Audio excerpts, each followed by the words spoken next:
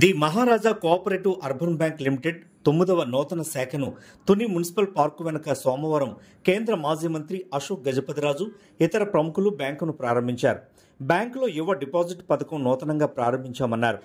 వ్యాపారాలకు రుణాలు ఇస్తామని బ్యాంక్ వ్యవస్థాపక అధ్యక్షులు ఎం రామకృష్ణరాజు తెలిపారు. మాజీ ఎమ్మెల్యే అశోక్ బాబు, చెక్కా తాతబాబు, కుసుమంచి శోభారాణి, పట్టణ ప్రముఖులు పాల్గొన్నారు. మెల్లిగా స్టడీగా ఎక్స్పాండ్ అవుతూ సేవలు అందించుతా రావాలి. ఇది ఫైనాన్షియల్ సర్వీస్ రావాలి, మోడర్నైజ్ కావాలి. మోడర్నైజ్ అవుతే ఒకసారి ఒక చోట ఎవరైనా అనుకో ఒక రిలేషన్షిప్ ఒక బ్యాంక్తో తీసుకుంటే ఇంచుమించుగా ఈ రోజులో ప్రపంచమంతా ఆ సేవని వినియోగించుకోవచ్చు. So that is one thing good. So ఆ కమ్యూనికేషన్స్ అలా తయారైపోయాయి కనుక ఫుల్ యూటిలిటీ వస్తుంది.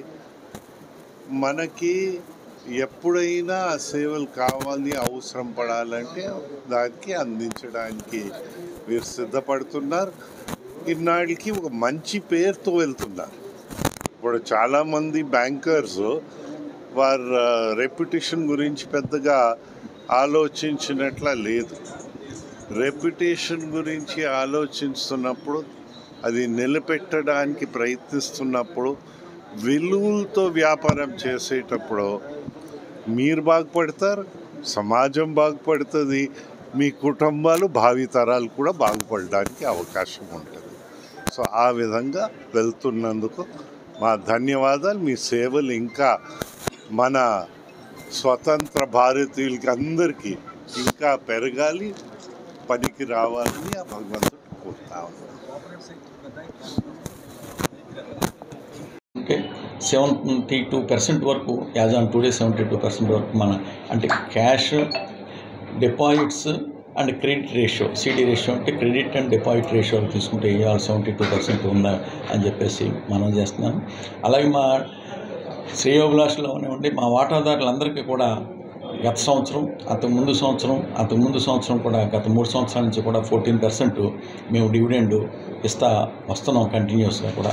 గత 25 సంవత్సరాలుగా కూడా ప్రతి సంవత్సరం లాభాల్లోనే మేము మా సంస్థను నడిపించడం జరిగింది.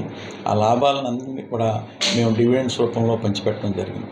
ఒక కోవిడ్ టైంలో రిజర్వ్ బ్యాంక్ వారు, కేంద్ర ప్రభుత్వం వారు డివిడెండ్ ఇవ్వడానికి వీలు లేదు అని చెప్పారు 2021లో.